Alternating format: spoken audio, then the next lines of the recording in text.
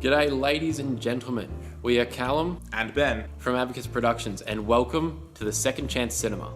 Here at the Second Chance Cinema, we love nothing more than to give movies with a bad reputation one final opportunity to bask in cinematic greatness. If a film succeeds, we'll place it on the shelf of redemption so that people can finally recognise its true quality. If a film fails, we will send it back through the portal to movie hell, never to be seen again. Grab some snacks, sit down and get comfortable. The show is about to begin.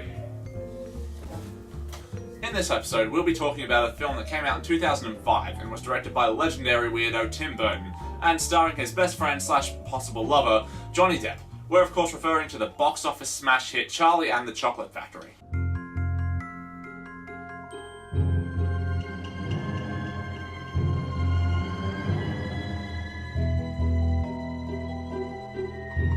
Upon researching for this film, we were quite shocked to find this film was really well received by critics, certified fresh on Rotten Tomatoes, but as the years have gone on, people have become more split on it, with a 51% audience rating on Rotten Tomatoes and a 6.7 on IMDb. So you may be asking yourself why we're covering a semi-decently reviewed film if the whole point of the series is to cover bad movies and give them a second chance. You may be wondering why we're breaking our own rules in the first fucking episode. You could say it's because we're idiots. But the truth is, when we were young, innocent 8-year-olds full of hope and wonder, we fucking hated it.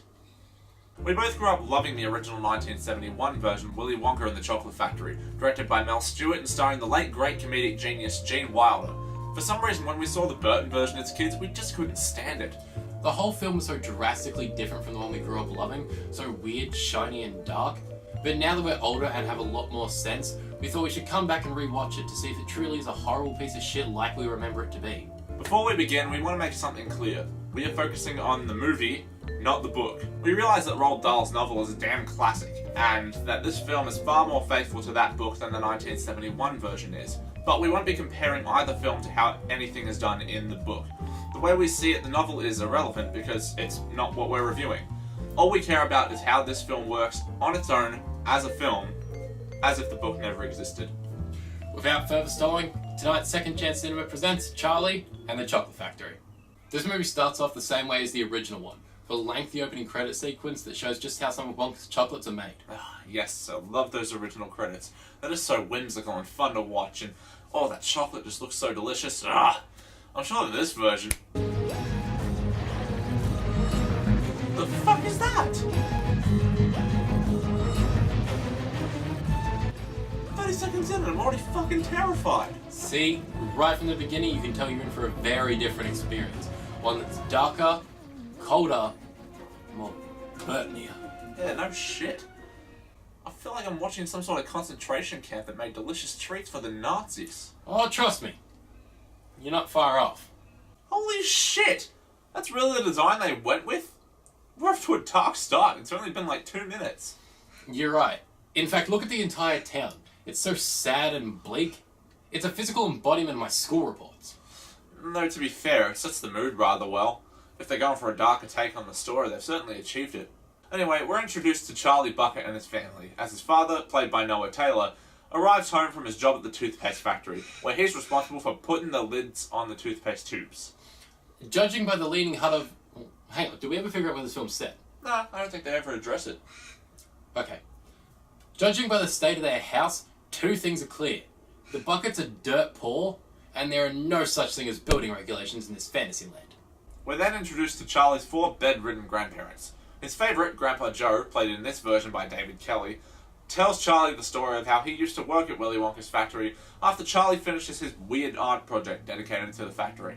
We see through flashbacks that Joe hasn't changed at all in 20 years since he worked for Wonka, except back then, he wore clean clothes. Through these flashbacks, we see little glimpses of Willy Wonka in his younger days, and this is where one of our big problems with the first act comes. That problem being that any mystery surrounding Wonka's appearance is practically ruined right away, so it's not a big reveal later on. In the original, nobody knew what Willy Wonka looked like until he appeared at the reopening of the factory, so his reveal is incredibly effective. Here, any mystery or intrigue is essentially thrown out the window. Anyway, Joe finishes his story by telling Charlie that Willy Wonka closed the factory after his candy secret started being stolen by spies, but that it later reopened magically and no one ever knew why. Charlie questions this. But there must be people working there. Think about it, Charlie. Have you ever seen a single person going into that factory or coming out of it? No. The gates are always closed. Exactly. But then, who's running the machines? Nobody knows, Charlie. It certainly is a mystery. Now this conversation makes a lot more sense than the original one does. Here, take a look. Up the airy mountain, down the rushing glen, we dare not go a-hunting, for fear of little men. You see, nobody ever goes in. Nobody ever comes out. In that version, the fact that nobody ever comes in or out of the factory is kind of presented as a complete truth, which creates a massive plot hole. If nobody ever enters or leaves, then how does any chocolate ever leave the factory? How does it get shipped out anywhere? It's a small detail that creates a massive issue. In the Burton version, it's far clearer that this is more of a mystery than just straight fact. We even see chocolate trucks leaving the factory with shipments of chocolate in the opening credits to make this obvious to the audience. It's a small detail, but we really appreciated that it's far clearer in this version. Another thing we liked with the Tim Burton version is that the other four grandparents actually have some sort of character. In the original, it was kind of just Grandpa Joe. The others were lucky to get a fucking line in. Here, all four have distinct personalities. Georgina is senile but optimistic. I love grapes. Josephine is realistic and wise. Grandpa Joe is basically the same as the original, but he's less of a dirty rotten liar in this version. What do you want about? You really don't know. I can't say that I do. Grandpa Joe is basically a piece of shit liar in the original. He's been bedridden for 20 years? Bullshit. How does he get his tobacco? How does he get the second bar of chocolate for Charlie to open? How does he get out of bed after 20 years and his legs don't shatter under him? In fact, how does he perform a song and dance mere minutes after he gets out of bed for the first time in 20 years? Yeah, sure. He's a goddamn liar, Cal. If you don't believe me, there is an entire fucking subreddit dedicated to this very subject. Fuck you, original Grandpa Joe. Fuck you! Anyway, Grandpa George, well, take a look. Mark my words. The kid who finds the first ticket will be fat, fat, fat. So Willy Wonka announces to the world that 5 golden tickets will be hidden inside 5 Wonka bars, and the lucky winners will be taken on a tour of his factory, escorted by the man himself. Dear people of the world, I, Willy Wonka, have decided to allow 5 children to visit my factory this year. Now, the tickets are found very quickly in this film, and by quickly, we mean quickly. In fact, it takes only 15 minutes of screen time from the beginning of the contest to the last ticket being found. So, since the film wanted to rush this portion of the story, we're going to rush our introductions to the characters. Augustus Gloop is the first ticket finder. He is the airbrushed egg child. The second finder is Veruca Salt, who can be summed up with this clip. The third is Violet Beauregard, a prudish gum chewer whose mother lives through her. The fourth is Mike Video Games. We know his name is Mike TV, but he plays video games in this one, so his name is pointless. Also, he says this. All you have to do is check the manufacturing dates, offset by weather, and the derivative of the Nikkei index. A retard can figure it out. Moving on. Yeah, moving on. Shortly after, Charlie spends $10 whole on a single chocolate bar like a little arsehole and finds the 5th golden ticket. He runs home with it and says he's not going to go to the factory because he could sell it to make some money.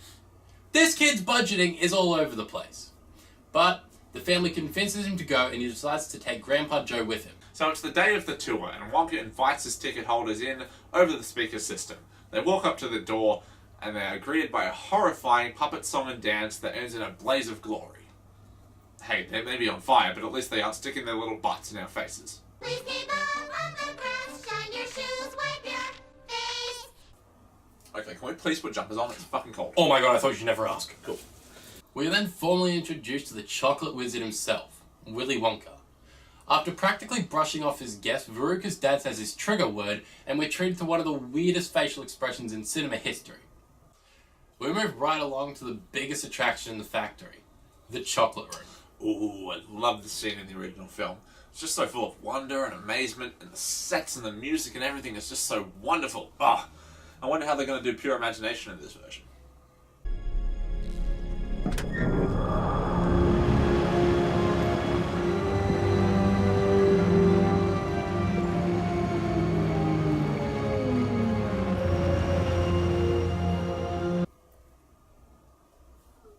Not bad.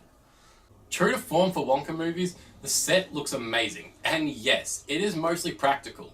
That's real candy and a more realistic looking chocolate river. It all looks fantastic. Yeah, I agree. I wouldn't say it's better than the original. It's a bit too dark for my liking, but it's certainly on par. Wait a minute. Where's the song? Where's Pure Imagination? Not in the movie. What? Nope, there aren't any original songs in this movie. Well, except from one actor. One amazing actor. Who is by far the best part of this entire movie. Who could it be? Deep Roy! As the Oompa Loompas. Oh my god, yes! Deep Roy is incredible! Not only because he's hilarious as the Oompa Loompas, but because they didn't just superimpose his image over hundreds of times to create the effect. He actually stood on set in dozens of positions doing the same moves over and over again in each scene he uses to create the effect. It's absolutely insane. Watch the mini documentary on his work in this film if you can. It's crazy. We salute you, Deep Roy. We salute you.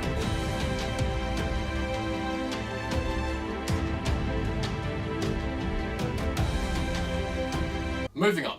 Augustus falls into the chocolate river, the Oompa Loompas sing a song about it, he's sucked up into the pipe, and Deep Roy escorts Mrs. Gloop to find her son after Johnny Depp makes this noise. And then she leaves the group. The group then gets on a boat and we head for the famous tunnel scene. But first, we are treated to a glimpse of Wonka's backstory, and this is where we run into one of the biggest issues with the film. Wonka's daddy issues. Yeah, they cut back to Wonka's childhood multiple times throughout the film. The only thing to like about him is that we have Sir Christopher Lee playing Wonka's father. They're jarring, add nothing to the story, ruin more of Willy Wonka's mystery, and they just serve to add running time to the film. Now we get to the famous tunnel scene, and I'm so excited. This scene has been traumatizing children for almost 50 years. This scene is acted to perfection by Gene Wilder in the original. It's basically the best scene in the original film. So I'm curious to see how they do it in this newer one. With Tim Burton as the director, I'm sure he'll do it amazingly.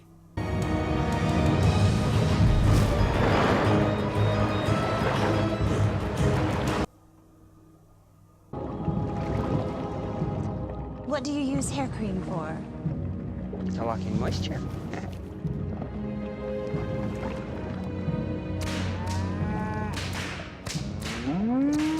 Whipped cream. Precisely. Huh?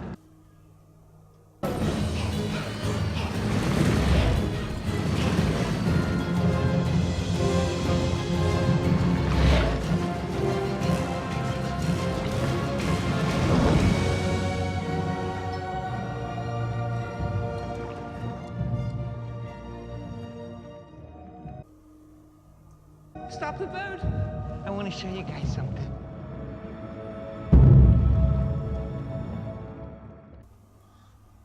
What the fuck was that? That's it. That's what you've got for the tunnel scene? Some animal cruelty joke and a stop-start fast boat ride? You are Tim fucking Burton. You were supposed to be famous for creating weird and creepy visuals. You should have directed the tunnel scene to perfection. But you give us this instead? That was shit. That looked like an enjoyable ride to be on. The exact opposite of what it's supposed to be. You took the best scene from the original film and turned it into the worst scene in this one. I'm not disappointed, I'm just fucking furious. I have nothing to add. Let's move on. We arrive at the inventing room, and this scene plays mostly the same as it did in the original movie. They see the gobstopper, Violet eats a 3-course tin of gum, she turns into a blueberry, and the Oompa Loompas sing a song. The only difference is this line. You know, all those hip, jazzy, super cool, neat, keen, and groovy cats. It's in the fridge, Daddy-O. Are you hep to the jive? Can you dig what I'm laying down? I knew that you could. Slide me some skin. So, brother. We move on to the nut sorting room. And in this room, the nuts are sorted by real-life squirrels. And when I say real life, I really mean it. They took the time for months on end to train 40 real squirrels to perform some of the stunts. If you can take the time to watch the mini documentary, I recommend that you should, because it is just amazing. So the scene plays out similarly to the golden geese scene in the original. Veruca wants a squirrel, things go wrong, she's dumped down the garbage chute, the Oompa Loompas sing a song, and her father goes after her. Now, as impressive as the squirrel training is, and it really is impressive, I still think the golden geese scene is just a bit better, if only for the song I Want It Now, sung by Veruca in that scene. It just so well defines her as a character. Wonka and his guests then take a trip in the Wonkavator. In the original film, we only got to see this when Wonka, Joe and Charlie went up and out, but in this film we get a glimpse of how the contraption actually works. We get to see a couple other rooms that weren't mentioned in the other version, like Fudge Mountain and the fireworks room, but as much as they are a pretty visual, they add nothing to the story itself. We arrive at the television room, where Wonka shows his guests that he's able to essentially send real chocolate anywhere around the world through the power of television. Again, this scene plays out exactly as it does in the original. Mike asks Wonka if he can send people through TV, he sends himself in front of the camera, and we get a mini version of Mike in the television screen. Once again, the Oompa Loompas sing a song about this, but this one is the most notable in the entire film. Not because of the lyrics or the music, they're actually pretty forgettable, but because of how determined Deep Roy is to kill this small child. And I mean, this really just proves how much Deep Roy is the best part of this movie. Take a look at the scene.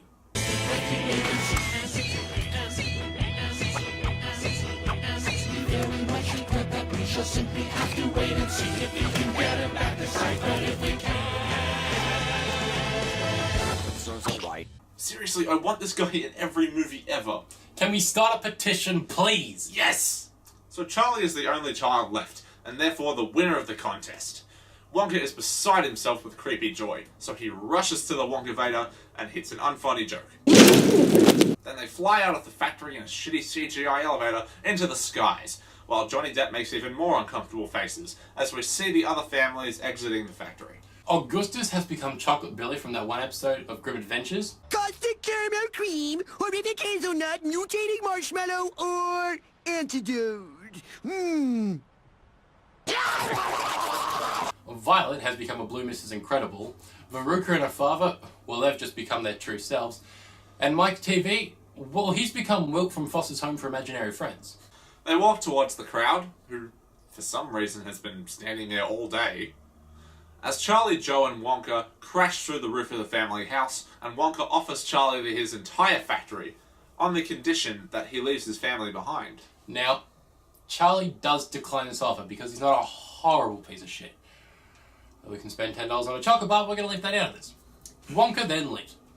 After an undisclosed amount of time, everyone's life seems to get better in the Bucket family. And Wonka has gone to therapy for his numerous amount of issues. Charlie convinces him to reunite with his father, Wonka reluctantly agrees, and they fly off in the Wonkavator to his dad's house. How exactly does Wonka know exactly where to go after the dad moved the house? Oh, I have no idea, but the movie's almost over, so I'm not going to question it. Point. Let's not stop that. We find out that the father has been proud of Willie all along, and that he realizes that he's doing a checkup on his own son. They share the most awkward and uncomfortable hug in cinema history. We then cut to Charlie and Wonka walking back through the family door to a nice, lovely home-cooked dinner. It's revealed that the family home has been moved into the chocolate room. How did they even get the house in there? I don't know. Why not just make a new house? I don't know. Anyway, it's revealed that Deep Roy is the narrator, further proving he is the best thing in this movie, and the film ends. Okay, so we finished the film itself. Now we've got to figure out whether or not it's going to go on the shelf or back through the portal to movie hell. Well, let's summarise our thoughts in The Final Verdict. In this movie, I really did enjoy that the smaller characters like the grandparents had a bit more of a character. Although we lost some characters that we had in the original film, it really didn't feel like too much of a negative. These characters added a little bit more with just the small comments that they made, and it really gave a good look at Charlie's home life. For my first negative, I'm going to have to point out the big one in my books. For me, in this film, Johnny Depp was just horrible. I'm not saying he's a bad actor. All I'm saying is this film, his character is completely unlikable, and I had no, concern for him. If he died, and I wouldn't have cared. I just felt like Gene Wilder did such a better job at making him more approachable and comfortable, whereas Wonka in this generally scared me. Yeah, I feel that. I thought he was shit, just in general. Okay, the best way I can put it is that Gene Wilder in the original, I don't know if it comes to the script or the performance, but Gene Wilder, he had this kind of, warm, heartwarming kind of feel to it. You know what I mean? It was a bit warmer and more inviting, but there was like just a pinch of creepiness in there. Whereas Johnny Depp is just full creepy. There is not a single semblance of any heartwarming moment for this Willy Wonka.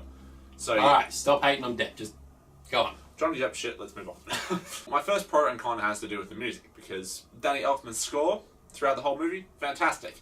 Even in that scene, which I'll get to in a bit, it was great. It's, the main theme of the music is, the main theme of the movie, is great. All the little orchestral pieces throughout, they're all great. Danny Elfman's great, one of the best composers of modern times. But that brings me to my first negative, is the original songs by the amazing Deep Roy. Now, Deep Roy, as we've said, is our favourite bit of this movie, but the songs he sings, not very good. No. They have no... It's not memorable. They're just not in my head. We've watched, for example, we watched this movie maybe 3 times in like the span of a week for this review. I could maybe tell you one line from the first, Augustus Gloop song. Some of the some of the beats and stuff were a bit funky. But that again comes down to Danny Elfman's score. It's more of the lyrics that... With the original, the Oompa Loompas, they rhymed so well and they just stuck in your head. You don't get attached to them. No, exactly. As amazing as Deep Roy is, the song's not very good. Even with lyrics by Roald Dahl, no, not very good. My second point to make is that the sets were really good in this film. I remembered them from a child as being really, really bad in CGI. Yeah, Rewatching it with a smarter brain, they're really good and you can tell they're practical. Yeah, I didn't realise. I thought they were all CGI as well. Yeah, I'm quite pleased with how they look. I may prefer the original just because I do agree it's a bit lighter, but I could get used to those ones. If that's what they showed me in the original, I'd be fine with it. Yeah, exactly. Like we said, the original sets are better. Just because, there's a bit of natural light in them, it all just looks a bit more, not impressive. Well, it does look a bit more impressive, I think, especially for the time. I don't know, it's just something, I think it is just the darkness of that room that the chocolate room is in that sets me off a little bit. I don't know, it doesn't feel like the chocolate room, The next thing I'm going to touch on is this is just, the movie was so fast-paced that it went from the beginning to the chocolate factory in a matter of minutes. It was very just, let's get it done. Now, as much as the movie is nearly 2 hours long, it's that fast-paced that it feels like a 50-minute movie. Yeah, I know, right? Like we said, from the announcement of the contest, it takes 15 minutes for all 5 tickets to be found. We're in the factory within 40 minutes of the movie. Less, actually. About 35 minutes. 33. Yeah, well, we're at the factory within 33 minutes. We're in by about 36 minutes. And I know some people prefer a fast-paced movie, and that's 100% fine. It's just I felt like it didn't work for this one. Yeah. My second positive was that everyone who wasn't Johnny Depp was pretty good. I actually think everyone was fine. Yeah, I couldn't find one of the kids I didn't like. Veruca scared the shit out of me. Yeah, she was a horrible bitch. But I wanted to, good little actress. Maybe the only thing she's acted in. Maybe. Yeah. Good little actress. She's got potential. Yeah. Freddie Highmore, obviously he was good. David Kelly was great. Noah Taylor was awesome. Noah Taylor's always good. Helena Bonham Carter was barely in the movie, but what she is in, she was good. She's good. The grandparents are good. All the parents and the other kids and stuff are good. Yeah, everyone's fine. Deep Roy obviously amazing. Best part of the movie. But yeah, anyone who isn't Depp was fine. Really, there was no one who stood out apart from Deep Roy. But even Sir Christopher Lee was quite. I mean, yeah, he's interesting. Yeah, he's Christopher Lee. He was quite interesting to watch, whereas Depp was just. Yeah. You're making noises. Let's move on. Yeah, my second negative would have to be just the unnecessary story elements. We didn't mention them in the scripted part of the review, but Wonka tells us the origins about how he found the Oompa Loompas and stuff. In the original, he just mentions they come from Loompa Land. There's all these disgusting creatures. He saved them. But we actually go to Loompa Land in this one. We see a few of the creatures. We see how they live and all this kind of stuff. And he negotiates with the chief, I suppose, to come live in the factory and work with him. I don't know. It's just, we didn't need to see it. I didn't need to see how the Wonkavator worked. I didn't need to see how Wonka became this cold, horrible person with his daddy issues and shit. I don't know. That's just...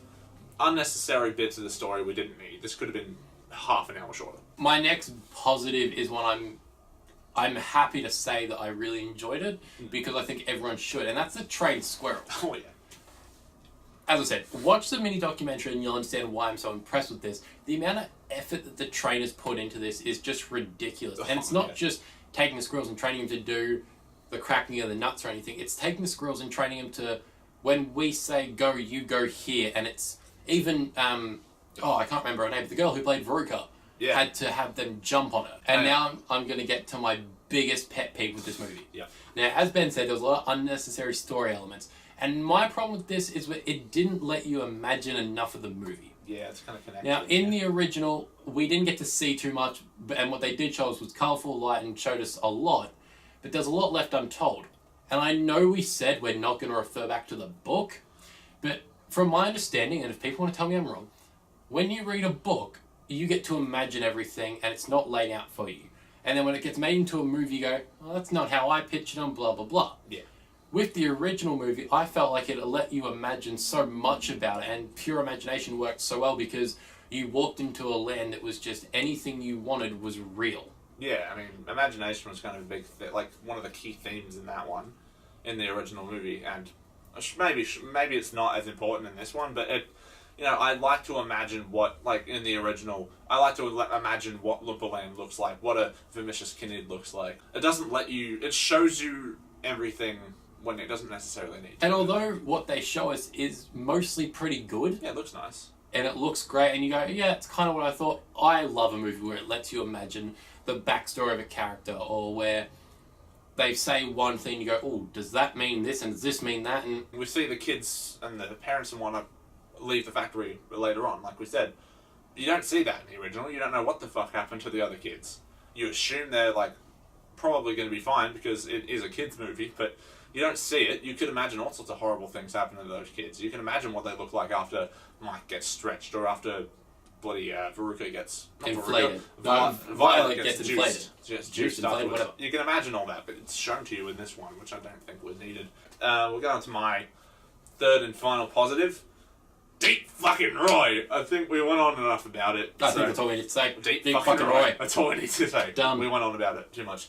And again, my third and final negative, that fucking tunnel scene, man, that was, yeah, that rant was not just for the fucking camera. I actually hate that scene so much in this new one. We recorded ourselves watching this film, and a lot of the stuff was gummed. We couldn't use it because we weren't good. We might not even use any of it. But when he was watching that tunnel scene, we had to make a decision afterwards that we couldn't use it because it is not safe to put on the internet. So, with all of that said, what's the final verdict?